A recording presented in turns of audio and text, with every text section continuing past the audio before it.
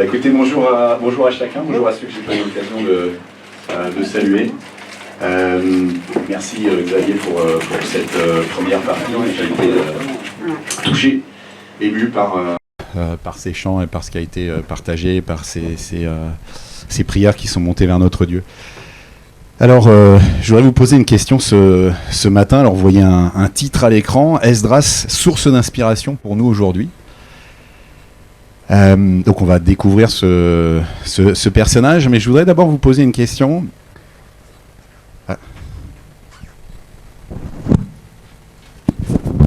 Responsable hygiène qui intervient. Voilà, donc un des tout premiers entretiens professionnels que j'ai passé, entretien de recrutement, on m'a posé la question suivante. Est-ce qu'il existe une personne, réelle ou fictive, pour laquelle vous avez de l'admiration, et pourquoi ? Alors je vous pose la question. Est-ce qu'il y a une personne, réelle et fictive ? Alors, pour les chrétiens qui sont dans la salle, on va ne pas mentionner Jésus, normalement c'est le premier nom qui vient, mais voilà, je vous invite à réfléchir, est-ce qu'il y a une personne, et si vous voulez bien me dire, tiens, moi il y a un tel, il y a un tel, il y a un tel, sur Zoom, vous pouvez peut-être le mettre sur le chat.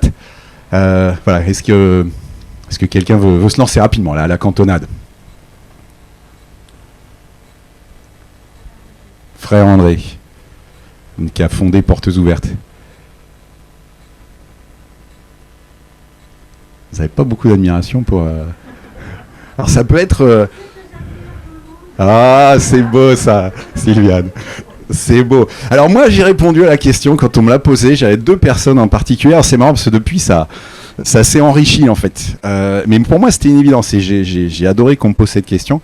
Il y avait mon grand-père, donc le papa de maman, qui est quelqu'un qui a grandi, 14 ans, il était à l'usine, fils unique, le papa qui était une gueule cassée de la guerre de 14-18, qui a quitté la maison et qui est devenu le plus jeune comptable de France, etc., puis qui avait une foi vraiment affermie, et c'était un serviteur, c'était quelqu'un qui servait beaucoup. Et puis il y avait mon pasteur, Paul Appéré, donc peut-être certains ont connu, qui était alors mon PSG, mon pasteur sur gazon. Il avait un beau t-shirt. On jouait beaucoup au foot quand on était jeune dans mon groupe de jeunes. Voilà, donc c'était les deux personnes sur lesquelles j'avais moi envie de répondre. Alors j'ai très souvent reposé cette question depuis sur les entretiens d'embauche que j'ai eu l'occasion de faire passer. Alors on a de tout. On a Bill Gates, on a Steve Jobs, on a Elon Musk, on a Napoléon. J'ai eu Napoléon. C'est mon graphiste, d'ailleurs, j'ai embauché. Voilà. Et je crois qu'il est bon et utile d'avoir justement des exemples dans nos vies. Il y a, bien entendu, je pense que quand on est chrétien, on dit j'ai Jésus comme exemple absolu. Mais je crois que c'est précieux d'avoir des gens qui nous inspirent. D'avoir des gens où on se dit j'ai envie d'être comme lui, et pas des gens qui nous écrasent en mode mais lui il est beaucoup trop comme ça. Non, mais des gens qui nous disent j'ai envie d'être comme lui. Et je pense que tous les gamins qui aiment le foot ont eu envie une fois dans leur vie d'être comme Zidane.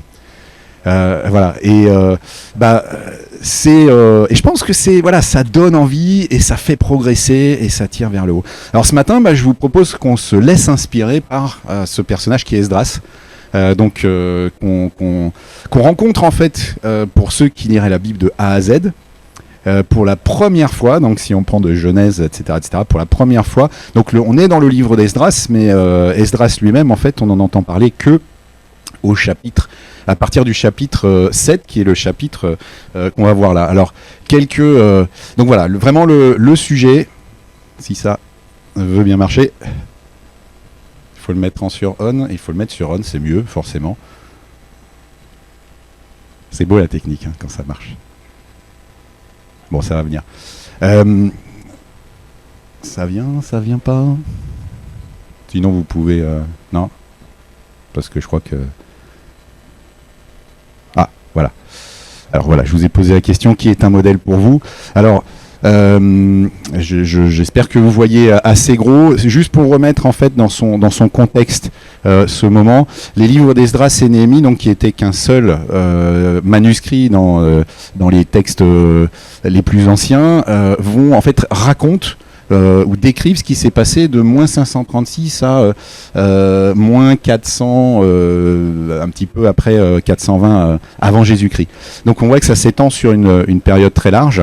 Et Esdras, là, on va le voir, Esdras, il apparaît en 458 avant Jésus-Christ. Alors pour ceux qui étaient là sur les messages que j'ai apportés précédemment autour d'Esdras, tout petit retour en arrière pour ceux qui n'étaient pas là. Esdras chapitre 1 et 2, on était au tout début, en moins 538, au moment où Cyrus proclame, fait une promulgation et dit voilà, je souhaite que ceux qui le souhaitent retournent à Jérusalem pour rebâtir le temple. Voilà, donc ça c'était les chapitres 1 et 2, et on voyait Zorobabel et Josué qui étaient les deux chefs spirituels et politiques qui ont pris le lead et qui sont partis donc à Jérusalem. Esdras 3, on nous a décrit en fait ce peuple qui tout de suite arrivé veut faire une chose, c'est rétablir le culte. Donc ils rétablissent en fait les holocaustes, les sacrifices, c'est sa première chose qu'ils voulaient faire. Esdras 4, 5, 6, c'est ce qu'on a vu la dernière fois, donc nous montre l'opposition des peuples d'alentour qui font suspendre les travaux du temple. Donc en fait ils avaient rétabli, ils avaient remis l'autel en place, mais ils n'avaient pas reconstruit le temple ni les murailles des Jérusalem qui avaient été détruites du coup en moins 606 et moins 586. Du coup il y a un exil en moins 606 et puis la destruction en moins 586.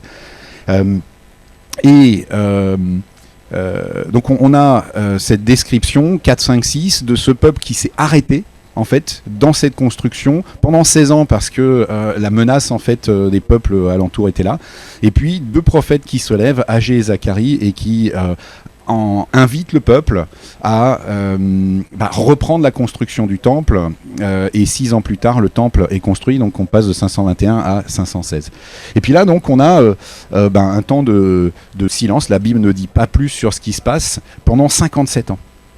Et donc on arrive chapitre 7, 57 ans se sont passés, et là en fait on est de retour à Babylone, parce qu'Esdras en fait était un scribe qui était à Babylone. Alors j'invite à lire avec moi le chapitre 7 d'Esdras. Alors on va passer très vite sur les versets 2, 3, 4, on va pas tous les lire, fils de, fils de, fils de. Alors, après ces choses, sous le règne d'Artaxerxès, roi de Perse, Esdras, fils de Seraya, fils d'Aria, etc. Verset 5, fils d'Abisua, fils de Phiné, fils d'Éléazar, fils d'Aaron, le souverain sacrificateur. Cet Esdras monta de Babylone. Alors j'ai mis en vert des passages où on voyait un petit peu ce caractère d'Esdras. Donc c'était un scribe versé dans la loi de Moïse qu'a donné l'Éternel, le Dieu d'Israël. Et comme la main de l'Éternel son Dieu était sur lui, le roi lui donna tout ce qu'il demandait. Et quelques-uns des fils d'Israël et quelques-uns des sacrificateurs, des Lévites, des chantres, des portiers et des Nétiniens montèrent à Jérusalem. Donc ça c'est les gens qui aidaient dans le service à Dieu auprès du temple. Donc montèrent à Jérusalem la 7e année du roi Artaxerxès. Et il arriva à Jérusalem au 5e mois. C'était la 7e année du règne du roi. En effet, ce fut le premier jour du premier mois qu'il partit de Babylone, et au premier jour du 5e mois, donc 4 mois après, la bonne main de son Dieu étant sur lui, il arrivait à Jérusalem. Donc Babylone, Jérusalem, alors ce que j'ai lu c'est qu'il y a un désert qu'il faut contourner, donc il y avait environ 1400 km à parcourir, ce qu'ils ont fait sans protection. Verset 10, car Esdras avait appliqué son cœur à étudier la loi de l'Éternel et à la mettre en pratique et à enseigner en Israël statuts et ordonnances. Et voici la copie de la lettre que le roi Artaxerxès avait remise à Esdras le sacrificateur et le scribe instruit dans les ordonnances de l'Éternel et dans les statuts prescrits à Israël. Vous voyez qu'on insiste quand même pas mal dans ce passage sur la connaissance et la volonté qu'avait Esdras de connaître la parole de l'Éternel, de connaître la loi. Alors ça, c'est ce qu'écrit Artaxerxès, donc imaginez que Esdras part vers Jérusalem avec un courrier qui lui donne finalement un mandat. Donc Artaxerxès, roi des rois, à Esdras, sacrificateur et scribe, connaissant bien la loi du Dieu des cieux, etc. Alors, connaissant bien la loi, dans le texte, en fait, on est plus sur une notion de connaissant totalement, parfaitement. Donc il y a vraiment et c'est Artaxerxès qui dit ça. Donc on voit l'image qu'il pouvait avoir en fait d'Esdras. De ma part, ordre est donné de laisser aller quiconque dans mon royaume, faisant partie du peuple d'Israël, de ses sacrificateurs et de ses lévites, est disposé à aller avec toi à Jérusalem, puisque tu es envoyé de la part du roi et de ses 7 conseillers pour faire une enquête sur Juda et Jérusalem d'après la loi de ton Dieu qui est entre tes mains, et pour porter l'argent et l'or que le roi et ses conseillers ont volontairement donné au Dieu d'Israël, dont la demeure est à Jérusalem, ainsi que tout l'argent et l'or que tu obtiendras dans toute la province de Babylone, et les dons volontaires faits par le peuple et les sacrificateurs pour la maison de leur Dieu à Jérusalem. C'est pourquoi tu auras soin d'acheter avec cet argent des taureaux, des béliers, des agneaux, ainsi que leurs oblations et leurs libations, et tu les offriras sur l'autel de la maison de votre Dieu à Jérusalem. Et avec le reste de l'argent et de l'or, vous ferez ce que vous trouverez convenable, toi et tes frères, en vous conformant à la volonté de votre Dieu. Et quant aux ustensiles qui te sont remis pour le culte de la maison de ton Dieu, dépose-les devant le Dieu de Jérusalem. Et quant aux autres dépenses que tu auras à faire au sujet de la maison de ton Dieu, tu en tireras le montant de la maison des trésors du roi. Donc on voit qu'il y a un chèque en blanc, hein, quelque part. Alors pas complètement en blanc, mais il est pas loin d'être en blanc, pardon. On va voir un petit peu plus loin qu'il y a une limite quand même. Et par moi, le roi Artaxerxès, hop là, 21, ouais, ordre est donné à tous les trésoriers au-delà le fleuve de livrer ponctuellement à Esdras, sacrificateur et scribe, connaissant la loi du Dieu des cieux, à nouveau, tout ce qu'il vous demandera, jusqu'à la limite 100 talents d'argent, 100 corps de froment, 100 battes de vin, 100 battes d'huile et du sel en quantité illimitée. Que tout ce qui est ordonné par le Dieu des cieux se fasse exactement pour la maison du Dieu des cieux, afin qu'il n'y ait pas courroux sur le royaume du roi et de ses fils. Et nous vous faisons savoir qu'il ne peut être levé ni tribut, ni assise, ni droit de passage sur aucun des sacrificateurs, lévites, chantres, etc., etc. Et toi, Esdras, verset 25, selon la sagesse de ton Dieu que tu possèdes, établis des juges et des magistrats qui rendent la justice à tout le peuple qui est au-delà du fleuve, à tous ceux qui connaissent les lois de ton Dieu, et celui qui ne les connaît pas, instruis-le. Et quiconque n'observera pas la loi de ton Dieu et la loi du roi, vous ferez de lui rigoureuse justice par mort ou bannissement ou amende ou prison. Artaxerxès qui va fort. Et on finit avec ces versets 27 et 28.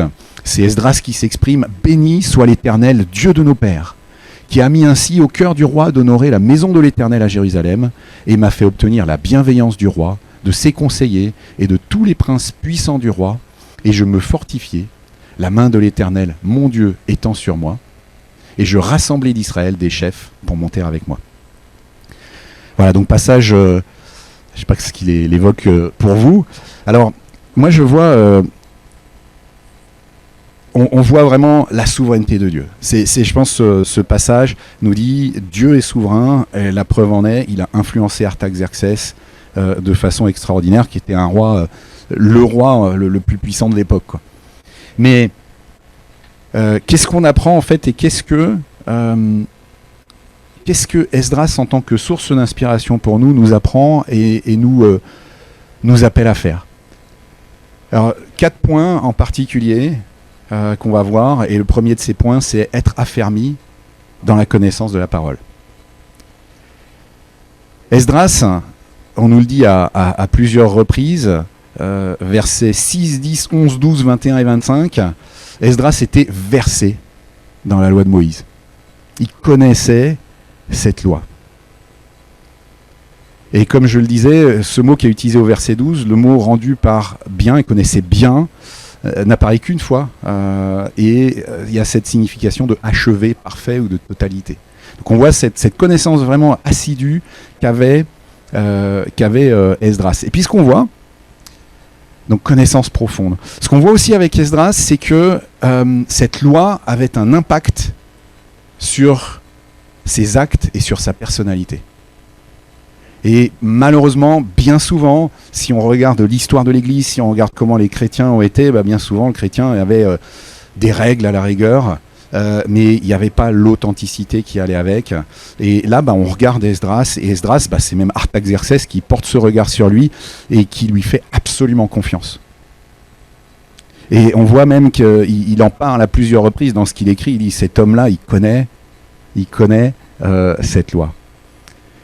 Et au verset 10, si on revient au verset 10, on nous dit, Esdras avait appliqué son cœur à étudier la loi de l'Éternel, à la mettre en pratique et à enseigner. Donc connaissance, mise en pratique et transmission.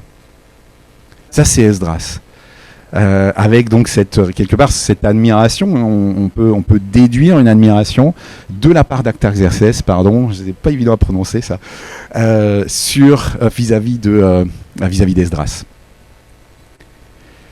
Alors, je voudrais commencer à vous poser des questions, venir à toi ce matin, à moi. Alors, que peut dire ton boss de toi, ton patron, à ton sujet? Que peut dire ton enseignant à ton sujet? Est-ce que tu fais la différence? Est-ce que la foi que tu as fait que finalement, lui, je sais que je peux lui faire confiance. Lui, il est différent. Lui, il n'est pas comme les autres. Lui, il a le cœur transformé. Il y a quelque chose. Je ne comprends pas forcément quoi, mais je sais qu'il y a quelque chose. Est-ce que tu fais la différence? Alors, en étant affermi dans la parole, encore une fois. Alors, vous allez peut-être vous dire que ils sont un peu relous en ce moment, les anciens qui prêchent à l'église. C'est vrai que dernièrement, on prêche beaucoup sur le fait de connaître la parole, de connaître la Bible. Oui, c'est vrai qu'en ce moment, on insiste un peu, parce que de toute évidence, et c'est ce que nous dit la Bible, c'est vital. Et si la Bible elle-même insiste, c'est pas pour rien. Et vous avez vu combien de fois on souligne que Esdras était versé dans les Écritures. Et alors, j'aime beaucoup moi la formule du verset 10, parce que souvent on se dit, oui, mais c'est pas si simple. J'ai entendu régulièrement des amis, des frères, des sœurs dire, c'est pas si simple de la lire tous les jours et on voit qu'il y a une notion de discipline quelque part dans ce qui est écrit, verset 10. Esdras avait appliqué son cœur à étudier. On ne dit pas pour Esdras, c'était super facile. Il s'était appliqué. Je pense que tous, j'espère, on s'est appliqué à faire quelque chose dans notre vie, dans nos études, dans du sport, dans l'apprentissage de la musique. Voilà. Est-ce que je m'applique à étudier la parole de l'Éternel comme Esdras? Et est-ce que j'ai envie qu'Esdras soit un exemple pour moi? Et puis, on a ce verset que je cite beaucoup en ce moment, Jean 8, verset 32, « Vous connaîtrez la vérité et la vérité vous rendra libre ». La parole de Dieu, la Bible, est présentée comme cette vérité qui rend libre. Donc voilà, être affermi dans la connaissance de la parole, avoir une connaissance profonde, cette parole doit avoir un impact sur nos actes et notre personnalité. On a envie de la transmettre et ça se voit dans nos vies, ça se voyait dans la vie d'Esdras. Deuxième point, on voit que Esdras est absolument confiant dans son Dieu. Alors on le voit et puis on peut le deviner aussi. On voit et on le voit dans les chapitres suivants, 8, 9 et 10, qu'on voit qu'Esdras a cette absolue conviction que Dieu est tout puissant. Et parce que Dieu fait ses promesses, je peux lui faire confiance. Et on voit d'ailleurs plusieurs fois dans le passage, on nous dit que la bonne main de Dieu est sur lui. Et à tel point que on nous dit le roi lui donna tout ce qu'il demandait. Et on peut en déduire justement que Esdras en fait est allé parler à Artaxerxès et lui a demandé est-ce que je peux retourner à Jérusalem. Et on verra donc au chapitre 8, on le voit là, mais on le verra plus dans le détail au chapitre 8, qu'il arrive à Jérusalem sans encombre, alors qu'il a justement demandé au roi de ne pas lui mettre d'escorte pour rendre gloire à Dieu. Donc c'était son choix, s'il avait ça sur le cœur. Mais Esdras savait que la bonne main de son Dieu était sur lui, et comme ce Dieu est tout puissant, je n'ai pas à m'en faire. Voilà, à partir du moment où la main de l'Éternel est sur Esdras est confiant. Et Esdras est confiant parce qu'il connaît la parole, et il connaît les promesses liées à celui qui est fidèle et qui cherche Dieu.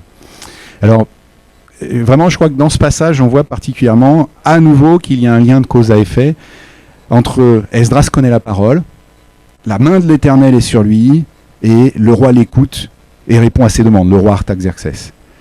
Alors là encore, si nous étions des Esdras. Mais alors du coup, je dis, mais sur quel verset est-ce que tu t'appuies, toi, pour pouvoir dire, ouais, la main de l'Éternel est sur moi.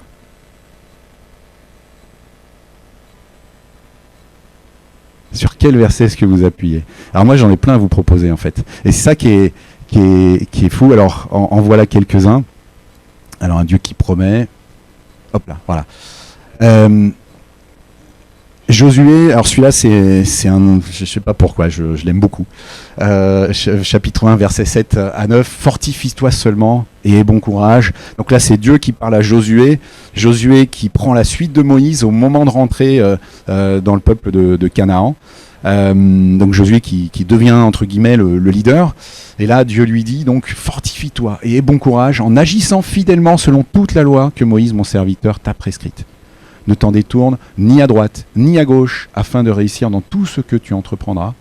Que ce livre de la loi ne s'éloigne point de ta bouche, médite-le jour et nuit pour agir fidèlement selon tout ce qui y est écrit, car c'est alors que tu auras du succès dans tes entreprises, c'est alors que tu réussiras. Donc là, vous pourriez me dire, ouais mais là, Dieu il parle à Josué, il parle pas forcément à moi. Alors on avance. Psaume 1, alors je l'ai raccourci, hein, il n'est pas très très long, mais heureux l'homme. Alors on connaît bien qui ne fait pas ci, qui ne fait ça, qui trouve son plaisir dans la loi de l'Éternel et qui la médite jour et nuit. Tout ce qu'il fait lui réussit. Continue. Psaume 34, verset 8, ça c'est un de mes préférés. L'ange de l'Éternel campe autour de ceux qui le craignent, donc qui le respectent, et il les arrache au danger. Toujours psaume 34, ça c'est une petite pépite ce psaume 34. Pardon. Hop là, verset 19, le malheur atteint souvent le juste, mais l'Éternel l'en délivre toujours. Donc on ne dit pas que la vie est un billard, que tout est facile. Par contre, on nous dit que l'Éternel est toujours avec celui qui veut le respecter et lui faire plaisir. Matthieu 6, 33. Cherchez d'abord le royaume de Dieu et sa justice et toutes ces choses vous seront données en plus. Ça, on l'a vu hier avec le groupe de jeunes. Ça, c'est, pour moi, il y a des choses qui sont mécaniques. Je crois en cette parole. Donc je dis, je vais d'abord m'occuper des affaires de mon Père céleste, et je sais que lui il s'occupe de mes affaires terrestres à moi. Bien mieux, bien plus sagement que ce que je pourrais faire moi-même. Romains 8, 28, toute chose concourt au bien de ceux qui aiment Dieu. Belle promesse, hein. Et alors je faisais une recherche, et puis si je vous demande aussi de me citer des versets qui permettent de s'accrocher et de dire la réponse que l'Éternel peut faire aux prières aussi, quand on demande selon sa volonté. Donc connaissance de l'Écriture, la connaissance de la parole me permet de prier selon sa volonté. Et alors là, mais c'est, j'ai plus de 10 versets. Alors je peux pas tous vous les lire par manque de temps, mais par exemple, ça c'est Jacques, vous demandez, vous ne recevez pas parce que vous demandez mal dans le but de satisfaire vos passions. 1 Jean 5, 14 et 15, nous avons auprès de lui cette assurance que si nous demandons quelque chose selon sa volonté, il nous écoute. Et si nous savons qu'il nous écoute, quelque chose que nous demandions, nous savons que nous possédons la chose que nous lui avons demandée. Voilà, alors je pourrais vous envoyer, si vous le souhaitez, sur le fil WhatsApp, la liste de versets qui suit. Mais voilà, lien de cause à effet, je connais la parole, je fais confiance en la parole, et mon Dieu est avec moi, et il prend soin de moi, et j'ai absolument pas à me préoccuper ou à m'inquiéter. J'ai ma part à faire, mais j'ai pas à m'inquiéter de la suite. Alors, question du coup, est-ce que ton attitude du quotidien démontre ta confiance absolue dans un Dieu tout-puissant? Alors, je pense les frères, sœurs, vous pouvez, les maris, femmes, est-ce que, si vous demandez à votre conjoint, est-ce que votre attitude du quotidien démontre la confiance absolue dans un Dieu tout-puissant? Ou est-ce que, viens, quand même, je te connais bien et je te vois bien sous le stress régulièrement. Et je te vois bien prendre... voilà. Et attention, l'objet, c'est pas dire c'est pas bien. C'est dire il y a tellement à saisir et à prendre par la foi par rapport à ce que le Seigneur veut nous donner.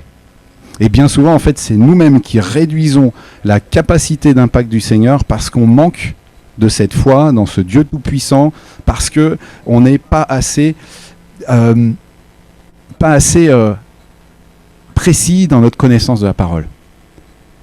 Donc, est-ce que tu es en paix? Est-ce que tu es serein dans ton quotidien, même quand la tempête fait rage et que tu as l'impression que ton bateau prend l'eau?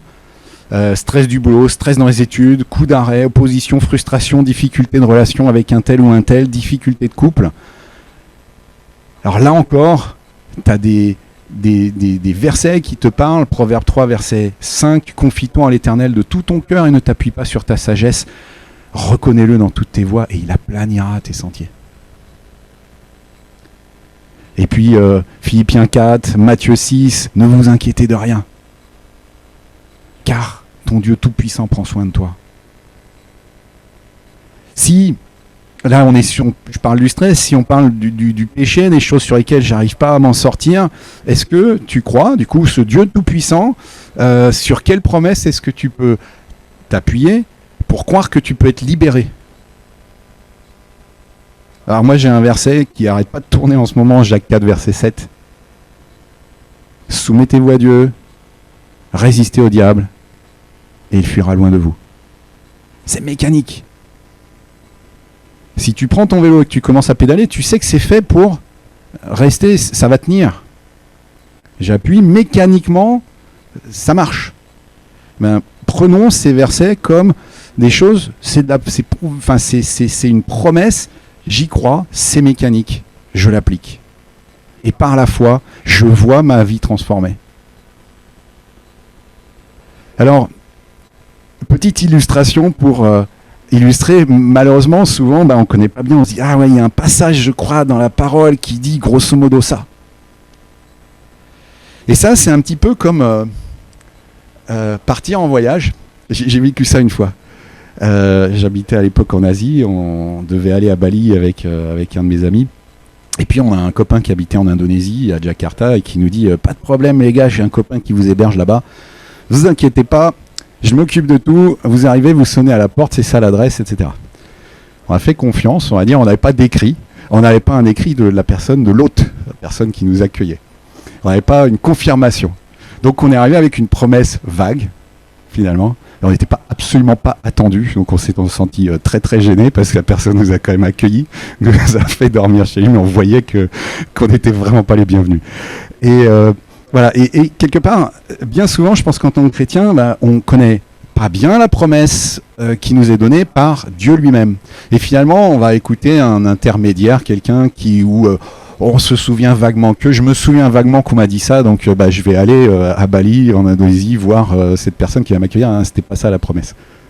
La promesse, elle était comme ça, etc. Et voilà. Donc je sais pas si cette image vous parle, mais voilà, je me dis que souvent le flou qu'on entretient par peut-être manque de discipline, parce qu'on n'applique pas notre cœur suffisamment à étudier, et en fait, elle vient nous pénaliser dans notre quotidien. Le Seigneur est grand, le Seigneur est bon, et il met sa grâce, mais on se prive, je suis convaincu, on se prive de tellement de bénédictions en ne faisant pas confiance parce qu'on ne connaît pas assez bien.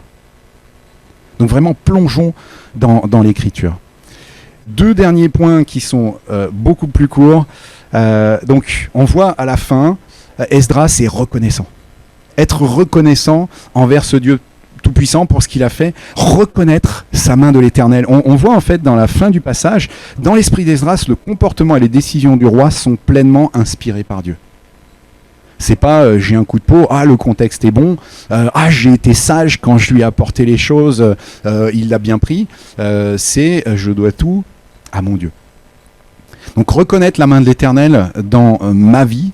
Et question, est-ce que tu exprimes ta reconnaissance vis-à-vis de Dieu quand Dieu œuvre de façon miraculeuse? Et quand je dis de façon miraculeuse, est-ce que tu reconnais le miraculeux dans ta vie? Ta naissance, l'équilibre des planètes, comment est-ce que cette terre sur laquelle on vit nous offre exactement les conditions de vie avec l'eau, avec la bonne température, etc., etc., etc. Si elle était décalée, mais un tant soit peu, la vie serait juste inimaginable sur Terre. On est juste au bon endroit. Voilà, est-ce que tu remercies, est-ce que tu reconnais le miraculeux dans ta vie? Et enfin, dernier point, là encore, parce que j'ai fait ces premiers pas, parce que Esdras a mis sa confiance et qu'il a continué à mettre sa confiance, on est dans un cercle vertueux. Et en fait, parce que j'ai fait confiance et que je vois que le Seigneur répond, je continue à faire confiance et je vois que le Seigneur répond et j'ai envie d'aller plus loin. Voilà. Et j'ai vraiment envie de partager avec vous ce matin que c'est vraiment quelque chose, je crois qu'avec Estelle, on vit de façon toute particulière depuis quelques mois, où on a vraiment l'impression que plus ça va, plus on prie avec foi, plus on fait confiance, plus on connaît la parole, et plus le Seigneur répond de façon incroyable, mais incroyable, on doit s'y attendre, si Dieu est tout puissant et qu'il promet des choses extraordinaires dans sa parole. Donc en fait, on a émerveillons-nous, je crois que le Seigneur nous appelle à nous émerveiller, c'est ce qu'on vient de voir, être reconnaissant, mais parce que je découvre et je me rends compte et je le vis au quotidien que Dieu change mon existence, Dieu change mon quotidien, en fait, comment est-ce que je peux ne pas lui faire confiance? Et là, on voit que, encore une fois, Esdras est reconnaissant et si on revient sur les tout derniers versets, et je me fortifiais, nous dit Esdras, la main de l'Éternel, mon Dieu, étant sur moi. Et je rassemblais d'Israël les chefs pour monter avec moi. Voilà, donc on voit encore une fois cette illustration, cette inspiration que nous donne Esdras. Alors j'espère que ça vous parle. J'espère que du coup vous allez pouvoir vous appuyer sur ces promesses que le Seigneur fait.